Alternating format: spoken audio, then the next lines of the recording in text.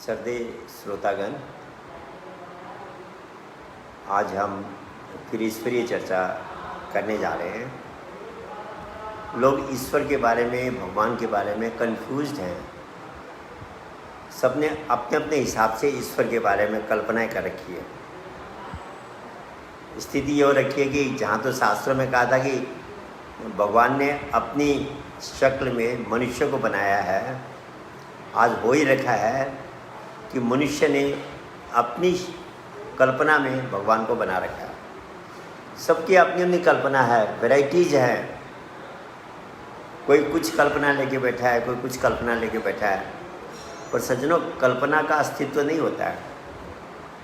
अगर हमने किसी ने कभी कोई शहर देख नहीं रखा हो, उसके बारे में हम कल्पना करते हैं, जब हम शहर में जाते हैं तो डिफरेंट मिलता है। एक भौतिक वस्तु में तो चेंज मिलता है, हमको कल्पना के अनुसार नहीं मिलती है।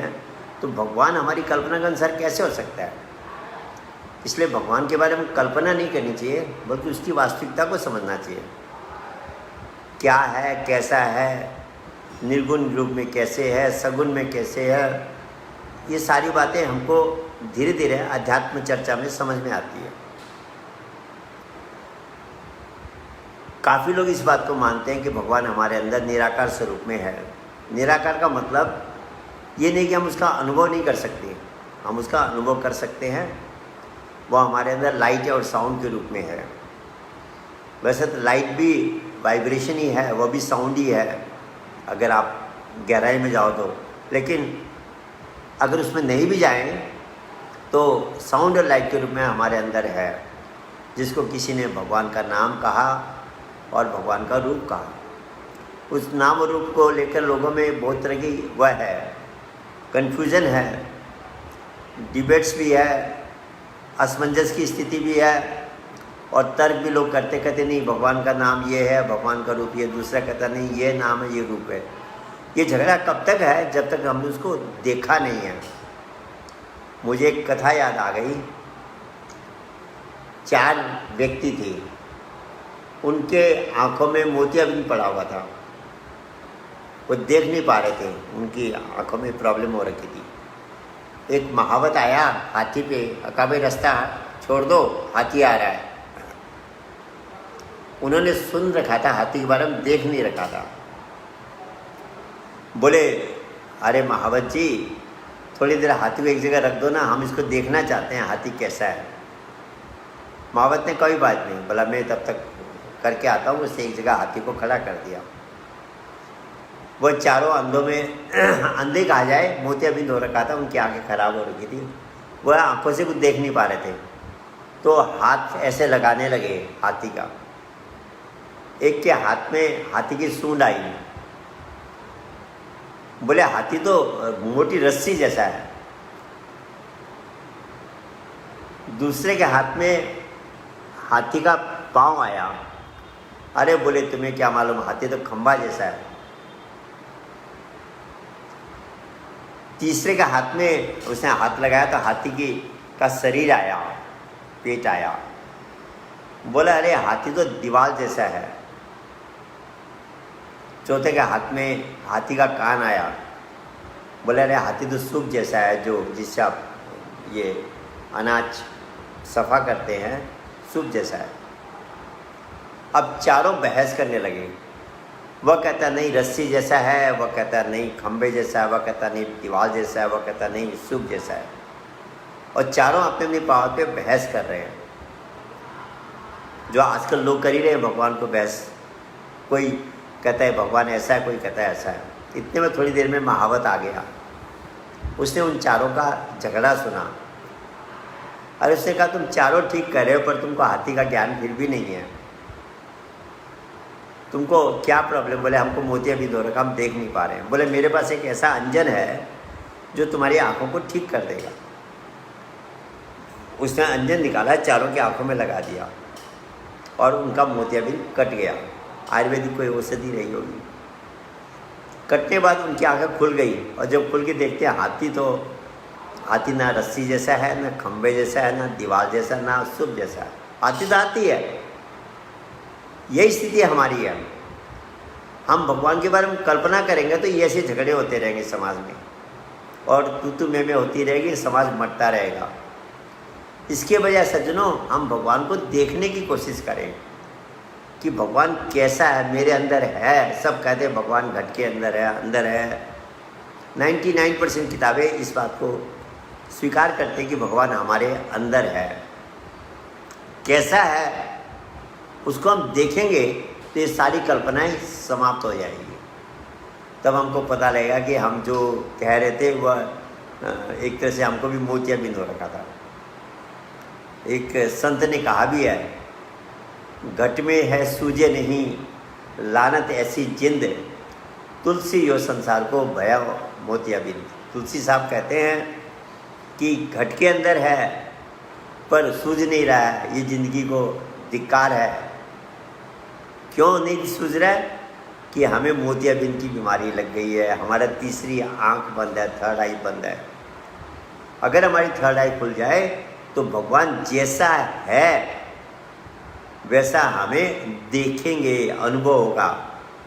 कुछ लोग बहस करते हैं हम लोगों से, अरे बोले आपको क्या पता, भगवान गीता में ऐसा लिखा है। दूसरा कहता नहीं, कुरान में ऐसा लिखा है। और अपने बात को इतनी मजबूती से कहते मैं जो जानता हूँ वही सही है। सज्जनों, ये भी नहीं होना चाहिए। जो भी व्यक्ति समझता है कि जितना मैं जानता हूँ कोई नहीं जानता, ये मैं सब कुछ सही जानता हूँ, वह जीवन में धोखा खाता है। बुद्धिमान वह है, विद्वान वह है जो हमेशा ये समझे कि मैं अभी बहुत जानना बाकी है। संसार इतना बड़ा है कि आप कल्पना नहीं कर सकते।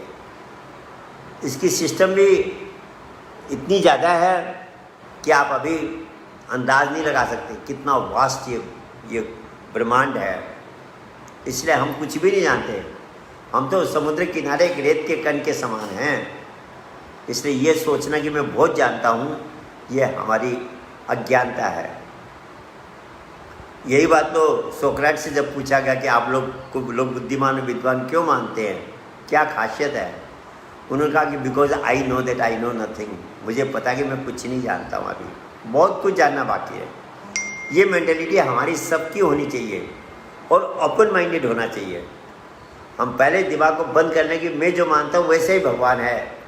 सज्जनों, नुकसान हमारा ही होगा और किसी का नहीं होगा। ओपन माइंड रखें। कोई भी कुछ कहता है एक बार उसको सोचे, उस पर मनन करें। नहीं सही है मत स्वीकार करें, लेकिन पहले बंद दिमाग न करें, ओपन माइंड रखें। तो मैं कह रहा था भगवान हमारे अंदर कैसा है। शास्त्र तो कह रहे हैं लाइट एंड साउंड के रूप में है, पर तब भी नहीं मानना चाहिए। उसका तीसरा नेत्र खोल के अनुभव करना चाहिए। और भगवान चाहता कि लोग मेरा अनुभव करें। इसलिए जब व्यक्ति गफलत में चला जाता है, आउट ऑफ ट्रैक चला जाता है, धर्म की ग्लानि हो जाती है, तो वह शरीर धारण करके आता है। कभी भगवान कहा हमने, कभी सदगुरु कहा, कभी महापुरुष कहा, ये भाषा के झमेले हैं, पर वह शक्ति एक शरीर में प्रकट होती है। नाम वह जो शक्ति है, वह जो कैनेटिक एनर्जी के रूप में हमारे अंदर विद्यमान है, कण कण में विद्यमान है, वह एक पोटेंशियल फॉर्म लेती है। पोटेंशियल का मतलब होता है स्टैटिक फॉर्म, फिक्स फॉर्म। तो एक शरीर में प्रकट होती है। उस शरीर को आप सदगुरु कहिए, महापुरुष कहिए, भगवान कहिए, कोई फर्क नहीं है। क्योंकि वहाँ वह भगवान के साथ, जैसे पानी, घड़े का पानी समुद्र में मिल गया तो समुद्र है। जिसकी आत्मा परमात्मा में मर्ज हो गई, वह परमात्मा स्वरूप बन गया। तो वैसा जो महापुरुष होता है वह सगुण रूप में आप अब से भगवान कह सकते हैं। निर्गुण में अंदर हो गया, सगुण में वह है। और अगर हमको वैसा महापुरुष मिल जाए तो सज्जनों, जीवन की सारी समस्या हल है। हाँ, इतना जरूर है, उसके अंदर हमारा 100% विश्वास होना चाहिए। विश्वास भी आँख बंद करके नहीं होना चाहिए। आप जब उसके नज़दीक जाएंगे तो धीरे धीरे, अगर वह असली महापुरुष है तो हमें बहुत सी ऐसी अनुभूतियाँ होगी जो प्रमाणित कर देगी कि समय का ये महापुरुष है। शगुन रूप है भगवान का। वैसे तो शगुन रूप को निर्गुण से भी बड़ा बताया है। कहा है गुरु गोविंद दो खड़े काके लागो पाए, बलिहारी गुरु आपके दियो गोविंद बताए। क्योंकि वो सगुण निर्गुण का अनुभव कराता है और वह थ्योरी नहीं सुनाएगा, आपको बातों में कंफ्यूज नहीं करेगा, बल्कि आपका तीसरा नेत्र खोलकर, हमारा तीसरा नेत्र खोलकर हमें अंदर उस भगवान को प्रैक्टिकल करा देगा। जैसे भगवान कृष्ण ने अर्जुन को कराया, भगवान राम ने हनुमान को कराया, बुद्ध ने आनंद को कराया, रामकृष्ण परमहंस ने विवेकानंद को कराया। इन सब महापुरुषों ने कबीरदास ने धर्मदास को कराया। इन सब महापुरुषों ने अपने समय में ये भी बात सोसाइटी मिस कर रही है। महापुरुष चला गया, उसकी फ़ोटो से चाहे हम कि मत मेरा तीसरा नेत्र खोल दे, वो कभी नहीं होना सजनों। बीता हुआ डॉक्टर आपका ऑपरेशन नहीं कर सकता, आपको लिविंग डॉक्टर के पास जाना पड़ेगा। ऐसे तीसरे नेत्र का ऑपरेशन जीता जागता महापुरुष से ही कर सकता है, जीता जागता सदगुरु ही कर सकता है। पास्ट महापुरुष से आपका थर्ड आई का ऑपरेशन नहीं होगा। तो सगुण में जो अवतार आ रखा है, जो शक्ति है, प्रकट है, उसकी पहचान है कि वह हमारा तीसरा नेत्र खोल के अंदर अनुभव करा देगी। और जब हम उसके नज़दीक जाएंगे, उसकी सेवा करने लगेंगे, उसकी आज्ञा में रहने लगेंगे, तो धीरे धीरे इतनी ज़्यादा अनुभूति हमें होगी कि हमारा जीवन सुखमय, शांतिमय, आनंदमय हो जाएगा। क्योंकि वह जो सगुण महापुरुष होता है वो माँ की तरह होता है। एक बच्चे को, छोटा बच्चा जब तक माँ से अलग है वो परेशानी में, अगर उसको अपनी माँ मिल गई तो माँ उसके जीवन की सारी समस्या हल करने की क्षमता रखती है। ऐसे जो समय का महापुरुष होता है, पहचानना कठिन है, पहुँचना कठिन है, उसमें विश्वास होने में समय लगता है, पर अगर हमने समय के महापुरुष को पहचान लिया और उसकी शरण में चले गए और आज्ञा को 100% फॉलो किया। देखिए मैं 100% वर्ड यूज़ कर रहा हूँ, क्योंकि जो महापुरुष होता है उससे कभी आज्ञा गलत होती नहीं है। वो जो भी निर्णय लेता है सही लेता है, वो जब भी जो कहेगा सही कहेगा, उसके अंदर परफेक्शन होता है। मैं पहले ये बात नहीं मानता था, क्योंकि मैंने ये पढ़ा था nobody is perfect in the world. संसार में कोई भी व्यक्ति परफेक्ट नहीं होता है, कुछ ना कुछ कमियां होती है। जनरल व्यू हम सबका भी यही है। पर जो सगुण महापुरुष होता है सज्जनों, सचमुच में वह परफेक्ट मास्टर होता है, उसके अंदर कोई कमी होती नहीं है। हम कई बार अपने बुद्धि से टेम्परेरी निकालने की कमियां हैं, भविष्य में पता लगता है कि नहीं मैं गलत था, वही सही थे। तो ज़रूरत है इस समय, हर युग में, अभी की केवल बात नहीं कर रहा मैं, समय के महापुरुष को पहचानने की।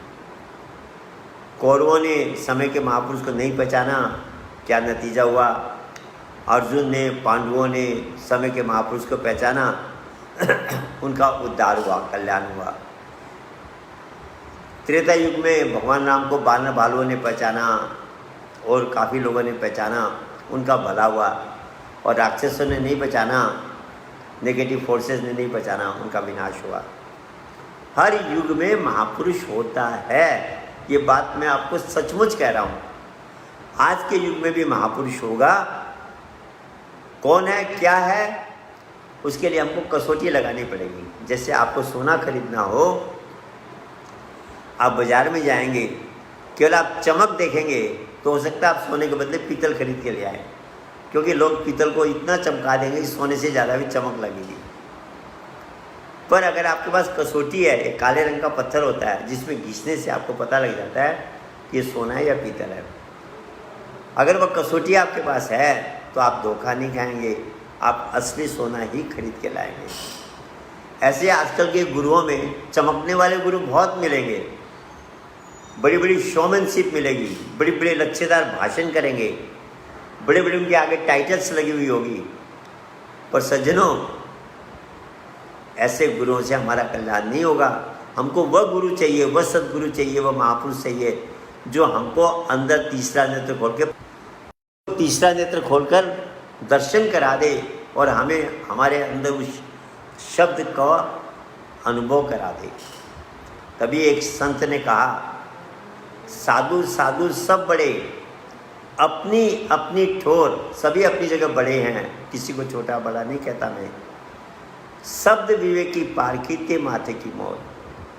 जिसको शब्द का, उस प्रकाश का ज्ञाता है, कहते वो टॉप है। जैसे हमने राजा जनक की अष्टावक्र कथा सुनी, कितने उसमें गुरु रहे होंगे, पर जो अनुभव राजा जनक को अष्टावक्र दे सके वो बाकी गुरु नहीं दे सके। अंत में निर्णय में क्या आया, अष्टावक्र सदगुरु कहलाए गए। तो सज्जनों, वो समय का महापुरुष होता है और वो परफेक्ट होता है। तो पहले तो हमें गुरुओं के पास जाके उस सच्चे महापुरुष की ढूंढ करनी पड़ेगी। और कुछ गुरु हमें कह देते कि एक गुरु बनाने के बाद दूसरा बनाओगे तुमको पाप लगेगा। सज्जनों, ये भी नहीं है। कहते हैं गुरु करो 10 पाँचा, जब तक न मिले गुरु साचा। जब तक रियल महापुरुष नहीं मिलता है, आप कितने भी गुरु बना लो, कोई फर्क नहीं पड़ता। बहुत से तर्क इसके पीछे, उन तर्कों का अभी मैं जवाब नहीं दूंगा। लेकिन लोग कहते जी अगर लड़की की शादी हो गई, वह पति जैसा भी हो, पत्नी धर्म पति वर्ता धर्म कहता है कि आप उसको स्वीकार करके रखना चाहिए। बात सही है, पर शादी होने के बाद पता लगेगी लड़का जिससे मेरी शादी हो लड़का नहीं लड़की है, तो वो तो धोखा है, उसको छोड़ने में कोई पाप नहीं है। ऐसे जो महापुरुष नहीं है वो तो हमारी तरह जीव है, उसमें हमारे में फ़र्क क्या है। खाली वह लच्छेदार भाषण, थोड़ा सा आकर्षण देना का, उसके अंदर कला आ गई, हम इतने में उसको गुरु स्वीकार करके हमारा जीवन बर्बाद करें। कहा है अंधे अंधा ठेलिया, दोनों नरक में पड़िया। अंधे को अगर अंधा ही रास्ता दिखाएगा तो दोनों गड्ढे में तो गिरेंगे। आँख वाला ही अंधे को किनारे पहुंचा सकता है। इसलिए गुरु एक बनाने के बाद कई बना सकते हैं, जब तक हमको वह गुरु नहीं मिले जो तीसरा नेत्र खोलकर अंदर प्रकाश को इमीडिएट दिखा दे। ये नहीं कहे कि 6 साल बाद दिखेगा, 10 साल बाद दिखेगा। सज्जनों, महापुरुष जो होता है उसको अंदर का प्रकाश दिखाने में, तीसरा नेत्र खोलने में 1 मिनट का समय भी नहीं लगता है। आप इतिहास देख लो, रामकृष्ण परमहंस ने कितना समय लिया। भगवान कृष्ण ने महाभारत के युद्ध के मैदान में कितना समय लिया। तो जब उस समय वही स्थिति थी, आज भी वही स्थिति है। कुछ लोग तर्क देते हैं, अरे तुम अर्जुन जैसे थोड़ी हो, तुम विवेकानंद जैसे थोड़ी हो, जो तुमको मिनटों में दर्शन हो जाए, उस प्रकाश का दिख जाए। सज्जनों, ये भी तो बात हो सकती है कि आप रामकृष्ण परमहंस जैसे हो कि नहीं, कृष्ण जैसे हो कि नहीं। तर्क तो दोनों तरफ हो सकता है, पर एक्चुअल महापुरुष को समय नहीं लगता है तीसरा नेत्र खोलने में। हाँ, उसके बाद साधना की स्थिति सबकी अलग अलग होती है, वो अलग बात है। तो समय के महापुरुष को ढूंढना, और जब पता लग जाए इस समय का महापुरुष है, तो सज्जनों उसकी आज्ञा को 100% पालन करना पड़ेगा। तब उसकी कृपा हमारे ऊपर आएगी।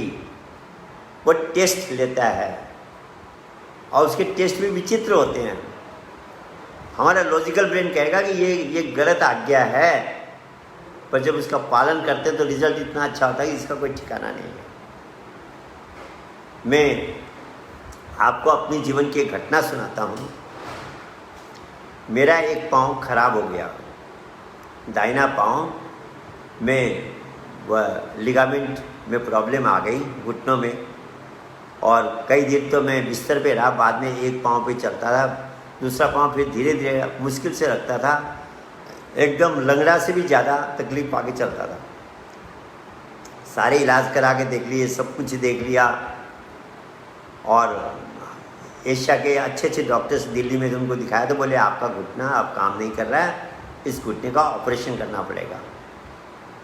मैंने कहा भैया ऑपरेशन अटल बिहारी वाजपेयी का हुआ था, वो उसको चलते हुए देखता हूँ, मैं तो ऐसा नहीं बन सकता। इस तरह का जीवन तो मेरे से नहीं होगा, मैं बिना इसके रहूँगा और ट्राई करूँगा।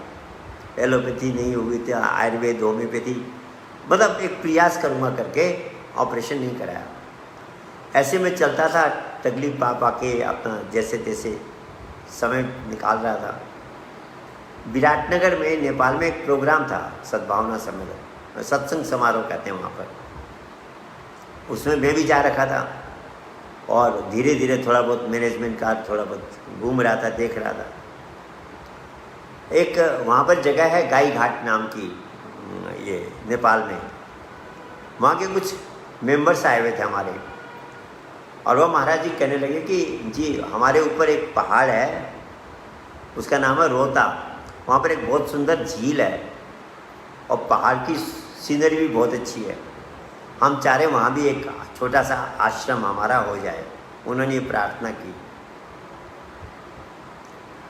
अब महाराज जी ने मुझे बुलाया, बोला भाई देख ये कहते हैं वहाँ पर आश्रम होना चाहिए, चले जाना, वहाँ पर ज़मीन देख लेना। अब मेरे को 10 कदम चलने में दिक्कत होती है, पहाड़ी रास्ता में जहाँ सड़क भी नहीं है, पत्थरों पे पाँव रख के चलना है, वो तो असंभव काम है एक तरह से।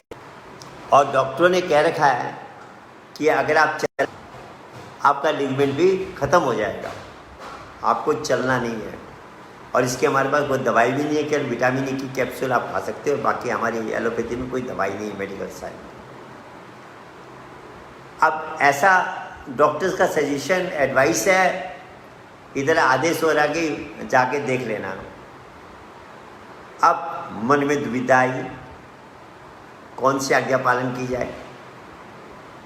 बचा हुआ पाँव भी अब खत्म हो जाएगा अगर हमने आज्ञा का पालन। ये सच्ची घटना बता रहा हूँ मैं आपको। मन में चलते रहे, फिर सोचा। अब देखिए ब्रेन का, लॉजिकल ब्रेन एक बात कहता है, राइट ब्रेन एक बात कहता है।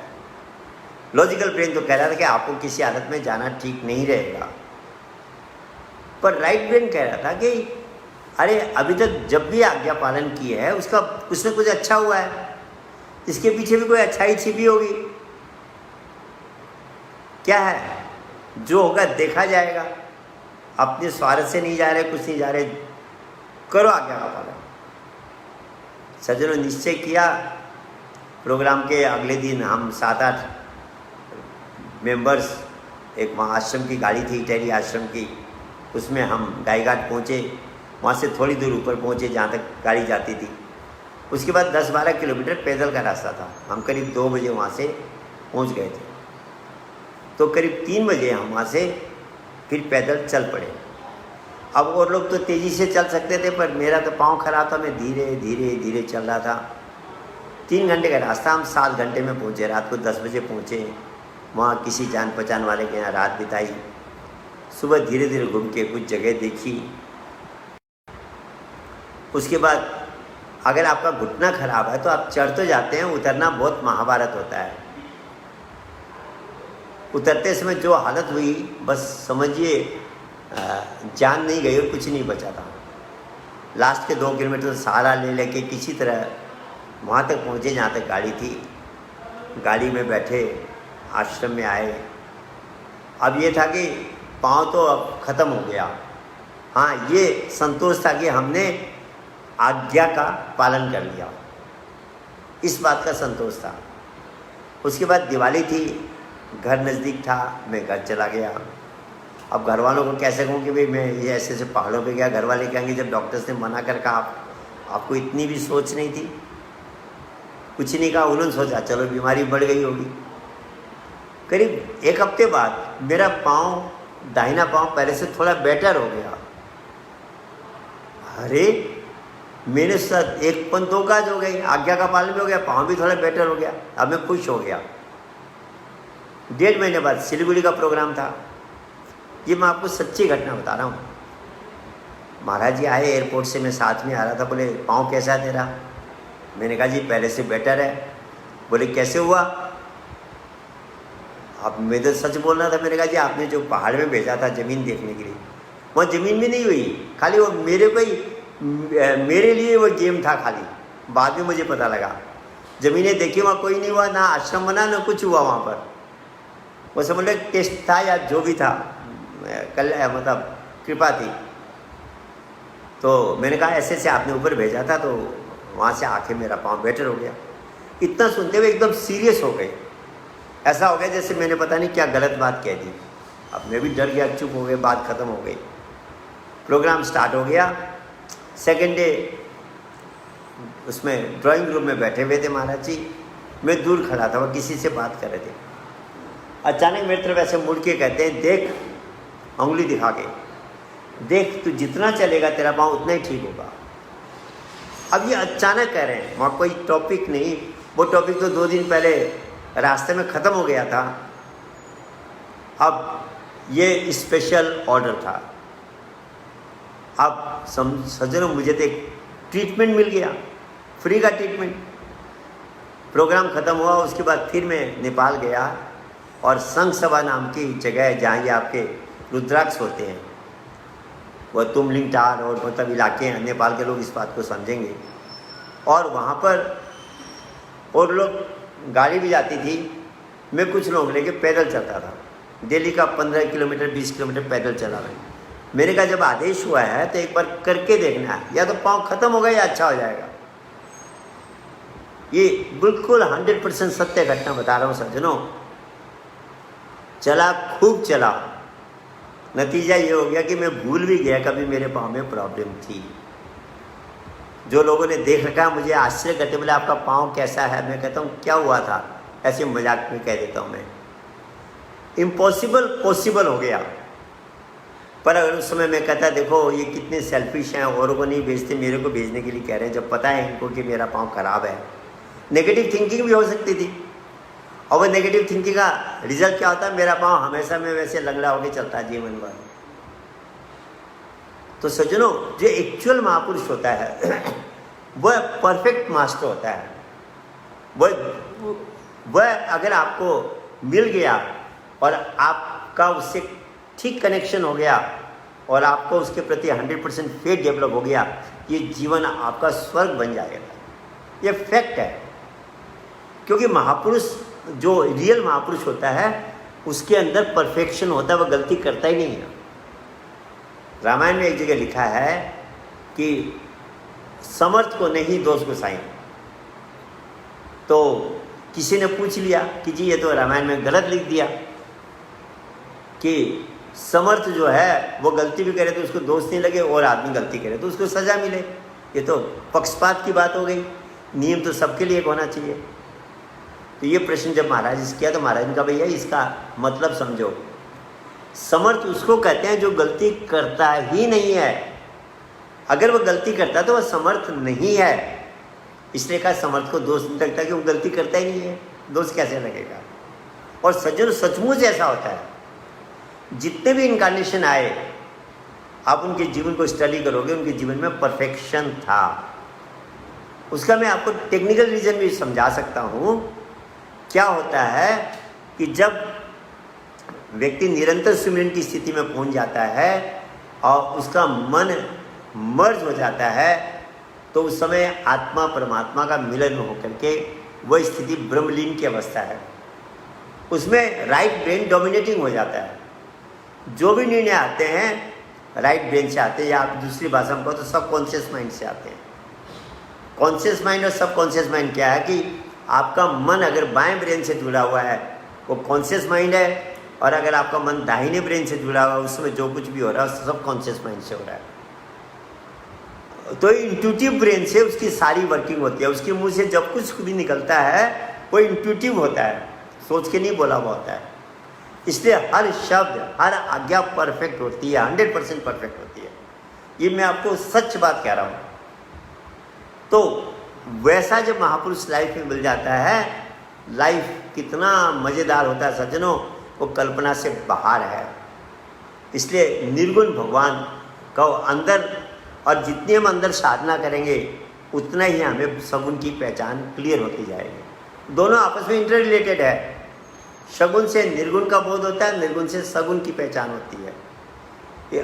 तो ये गेम जब हमारी समझ में आ जाएगा तो जीवन सुखमय शांतिमय बन जाएगा।